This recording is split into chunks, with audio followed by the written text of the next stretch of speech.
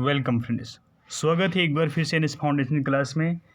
सबसे पहले हम पटवारी एस्पिरेंट से हम माजरत चाहते हैं कि हम कंटिन्यू नहीं कर पाए, बीच में हमारा ब्रेक लगा था उर्दू के लेक्चर्स अपलोड करने में। तो आप लोगों ने अगर पहले किसी ने अब नए आप में से कोई नए व्यूवर हो तो आपको हम बता दें कि हमने बेसिक ग्रामर ऑलरेडी किया है, दरख्वास्त को लिखने का तरीका हमने ऑलरेडी अपलोड किया है, एप्लीकेशन और लेटर राइटिंग को भी जो है ख़त लिखने का तरीका वो हमने बता दिया है। आज हम करें मजमून निगारी, ठीक है, क्योंकि जो मेन मार्क्स का पोर्शन जो कवर करना था, एक्चुअल जो चीज़ें होती है जिसमें लिखने को स्टूडेंट्स में काफ़ी परेशानी होती है, तो हम वो यहाँ पे करवा रहे हैं, ठीक है। तो आज हमारा है मजमून निगारी।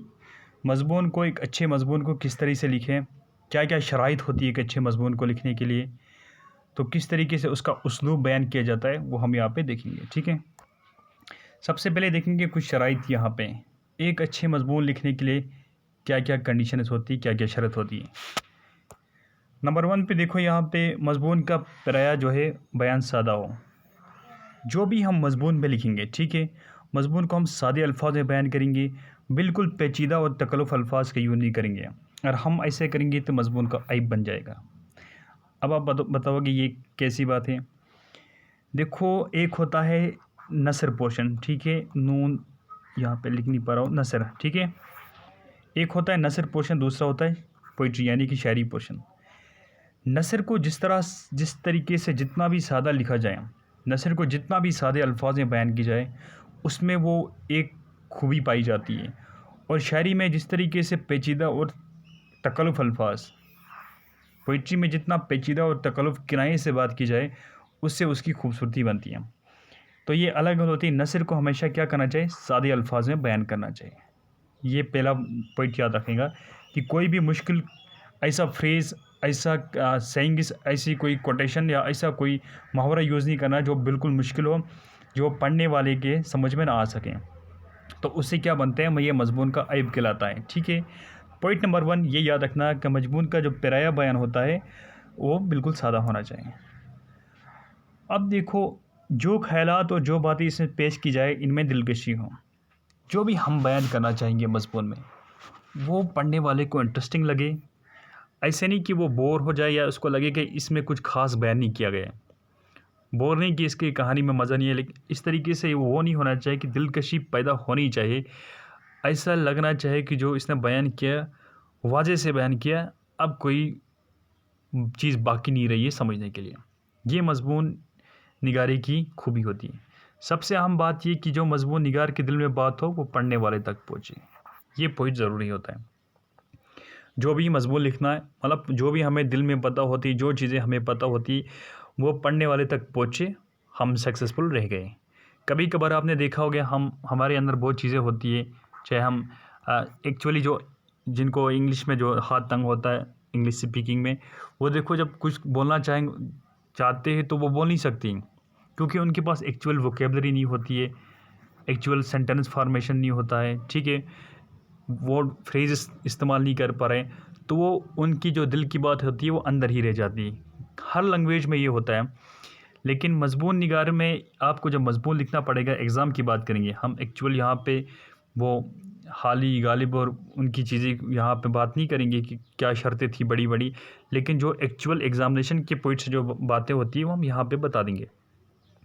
तो आपको करना क्या है, जो भी आपको मजमून लिखने को दिया जाएगा वो आपको इस तरीके से लिखना है कि जो आपके मन में हो वो एग्ज़ाम तक पहुंच जाए। ये नहीं कि आप किसी और के आइडियाज़ को लाके हम यहाँ पे मरबूत करना चाहोगे, उनको बयान करना चाहोगे, वो गलत बात है। मतलब वो करना भी नहीं है हमें। हमारे अंदर दिल में जो चीज़ें, हमें जितनी भी नॉलेज है, हम अगर उसको बयान कर पाए सिंपल सादा अल्फाज में, तो हम सक्सेसफुल हो गए। आगे हम देखेंगे कि वो कैसे लिखना है। मजमून में जो ख़यालात पेश किए जाए वो इस तरह मरबूत हो जिस तरह जंजीर की कड़ियाँ एक दूसरे से मरबूत होती हैं। ये पॉइंट बहुत इंपॉर्टेंट है, इसको अंडरलाइन करिएगा अच्छे तरीके से, बहुत इंपॉर्टेंट पॉइंट है। देखो, जंजीर की जो कड़ियाँ होती है, आपने देखा होगा इस तरीके से होती है, एक दूसरे से जुड़ी होती है, मरबूत होती है। ये क्यों कहता है इस तरीके से? मान लो हमें एक मजमून लिखना है या 300 वर्ड्स का या कुछ और, या 500 वर्ड्स, फ़िलहाल एग्जांपल लेते हैं, इतना तो लिखना नहीं है हमें। एक पटवारी एग्ज़ाम में 3 पैराग्राफ्स पे हम लिखते हैं मजमून, फॉर एग्ज़ाम्पल।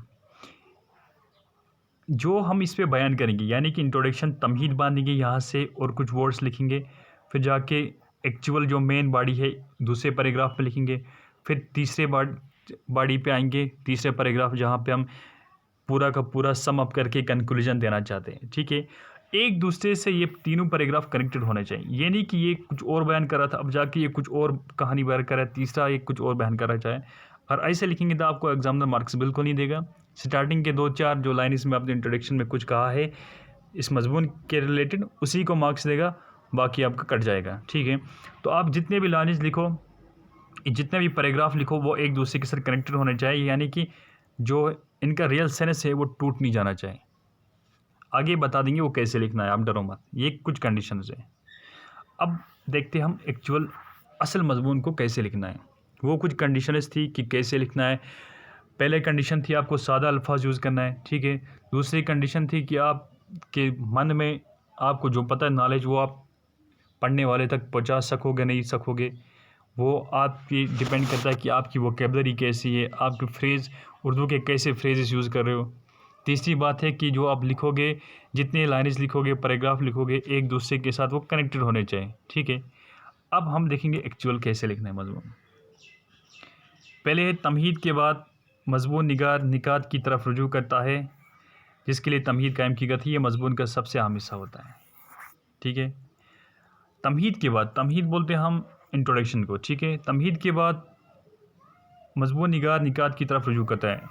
तमहीद के बाद हम एक्चुअल मजमून करने कहते हैं, ये मजमून का सबसे अहम हिस्सा होता है। अब यहाँ पे क्या होता है तमहीद, ये बात भी आप पॉइंट अंडरलाइन कीजिएगा। अब अगर आपके पास रफ़ कॉपी है ये उधर लिखिएगा। हम एक्चुअली यहाँ पे पूरा का पूरा दास्तान बताने के लिए नहीं आए, हम आपको बस रूल्स बता रहे हैं।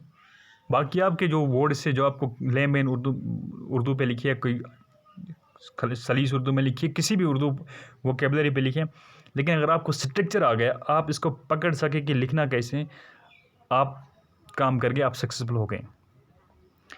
तमहीद जो होता है इंट्रोडक्शन उर्दू में, देखो ये बात इंग्लिश में भी होता है, उर्दू में भी होता है। अगर आप किसी कहावत से स्टार्ट करोगे, किसी कोटेशन से, किसी सेइंग से जो इस मजमून के रिलेटेड हो, यानी कि हम कोई ऐसे लिख रहे, ठीक है, और हम कोई ऐसे लिख रहे, ऐसे पे जो मान लो मैं लिख रहा हूँ, ठीक है, मॉडर्नाइजेशन पे लिख रहा हूँ या जुडिशल एक्टिविज़म पे लिख रहा हूँ, और मैं कोई कोटेशन दूंगा किसी जज की, रिटायर्ड की, या इसी के रिलेटेड कोई सेइंग बता दूंगा कहीं से भी किसी आथर की, तो इससे वो इंटरेस्टिंग बनता है। ठीक है, तो ये तमहीद में ये ज़्यादा मैं आपको स्ट्रेस नहीं करूँगा। अगर आपके पास रिलेटेड कोई बनेगी एग्जामिनेशन में, जब एक्चुअल में जाओगे आपके पास 2 से 4 ऐसे होंगे, कोई एक आप पिक करोगे तो आपको उस पर तमहीद के लिए कोई कोटेशन याद आएगी तो ठीक है, नहीं आ गई तो आप सिंपल इंट्रोडक्शन से स्टार्ट कर सकते हो।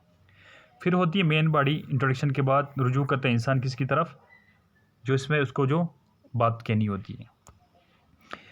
अब क्या है एक्चुअल जो बात कहेंगे उसमें क्या होना चाहिए, मजमून जितना जामिया, वाज़ा और बयानिया अंदाज में पेश किया जाएगा, मजमून इतना ही जानदार और बेहतरीन साबित होगा। अब ये चीज़ें जो बता रहा हूँ मैं, पॉइंट को याद रखिएगा। पहले भी बोला है मैंने, मजमून को वाज़े करके लिखना है। वाज़े इस तरीके से लिखना है कि जो चीज़ें पूछी गई है लिखने के लिए, और आप वो चीज़ स्किप कर गए तो आपके नंबर ज़रूर कट जाएंगे। बिल्कुल बयानिया बयान होना चाहिए। इससे क्या होगा, एक मजमून आपका जानदार होगा और बेहतरीन साबित होगा। बेहतरीन इसलिए साबित होगा, अब वो सुनने वाले के मन में कोई शक नहीं रहेगा, अब बाकी कुछ नहीं रहा। ठीक है, फॉर एग्ज़ाम्पल हमें हिस्ट्री में कोई सवाल पूछा जाता है कि बताओ कि रिवोल्ट ऑफ 1857 के फेलियर के काज क्या थे, वो फेल क्यों हो गया। अब हम बता देंगे कि कोई सेंट्रल लीडरशिप नहीं थी, ठीक नहीं थे, कोई मॉडर्न वेपन्स नहीं थे, इक्विपमेंट्स नहीं थे।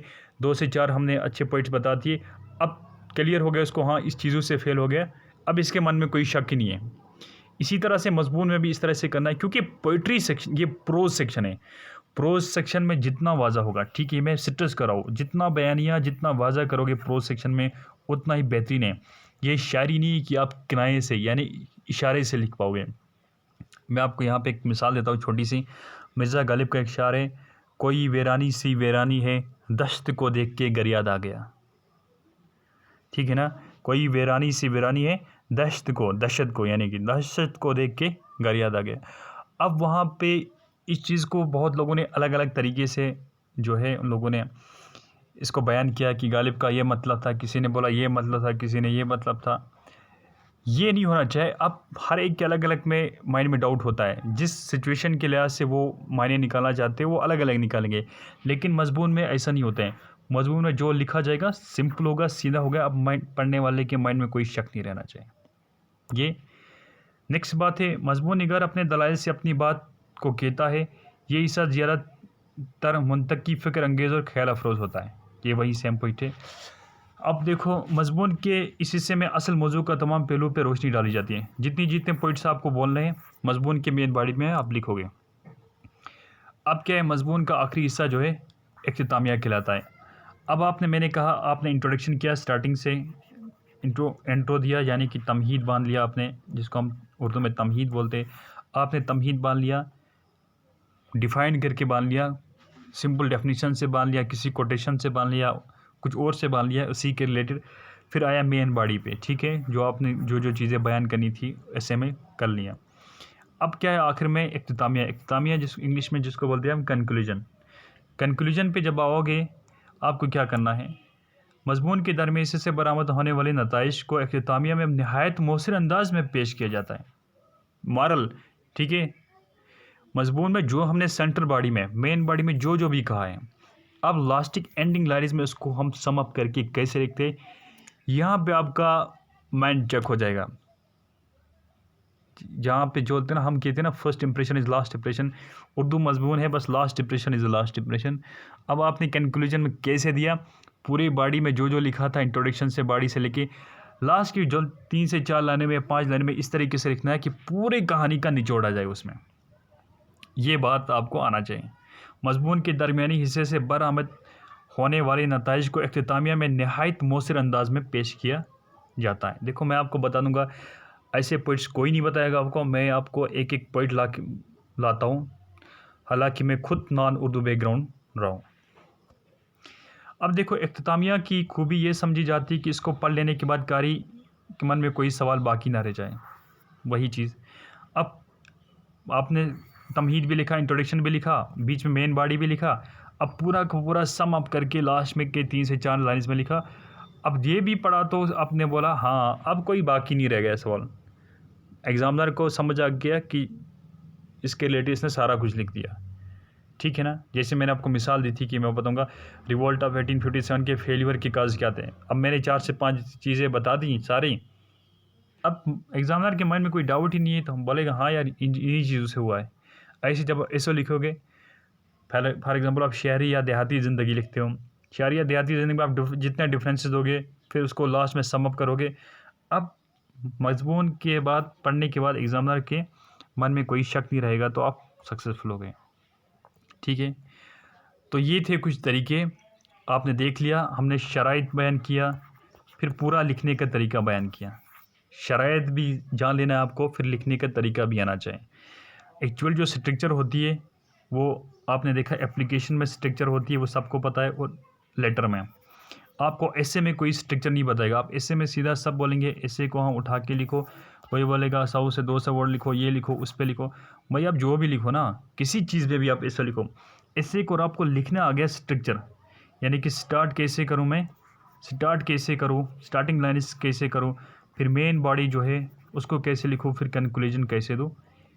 वही बंदे सक्सेसफुल होते हैं, ठीक है ना।